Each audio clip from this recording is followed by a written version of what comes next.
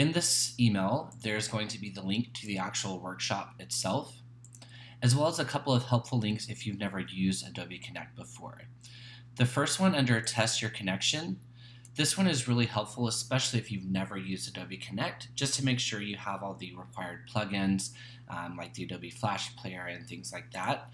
So if you click on this link, it'll take you to this AdobeConnect page where it'll run a diagnostic test, and again, making sure you have all of the correct versions of Flash Player, that the Connect works with your computer, that your speed is up to date, and make sure everything is installed correctly.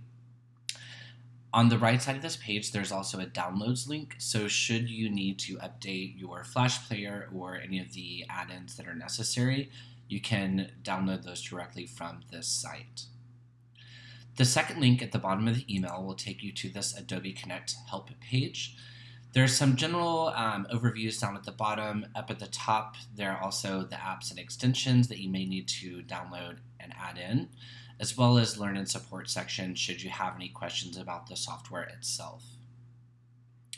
All right, so once you're here to join the actual workshop, you'll click on the connect.asu.edu/whatever the workshop title is, and you'll see this screen pop up. You will enter as a student or a guest by typing your name and clicking Enter Room. Try it one more time. All right, so then this is the page that looks like when your AdobeConnect is launching. Given access to enter the workshop room. You can see your name here on the right under Presenters. And then I always have this pop-up welcome message that tells you before we begin to please click on the meeting icon at the top left of the screen and run the audio setup wizard. So here where it says meeting, if you click that and then the audio setup wizard, it'll take you to a screen. I'm not going to run through it now, but where it'll test your microphone, your audio connection, make sure you can hear everything correctly.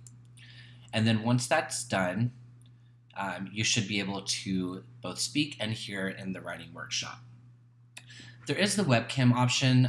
You will use that by clicking this webcam button here. I tend to not use that as much though because it does lower the bandwidth of the session. And again, when you have 5 people in one room at one time, you want to have the highest bandwidth possible so there is no audio delay. To turn on your microphone, you will click on this Connect My Audio, and you see now it's turned green, and you can see the speaker here, as well as the microphone icon next to my name and Presenters. So that means that my microphone is enabled. Please, once you have enabled your microphone, go ahead and click this again. The slash means that your microphone is muted. When we are not discussing your work during the workshop, please do keep your microphone muted to help minimize any background noise or distractions that may occur during the time of the hour workshop.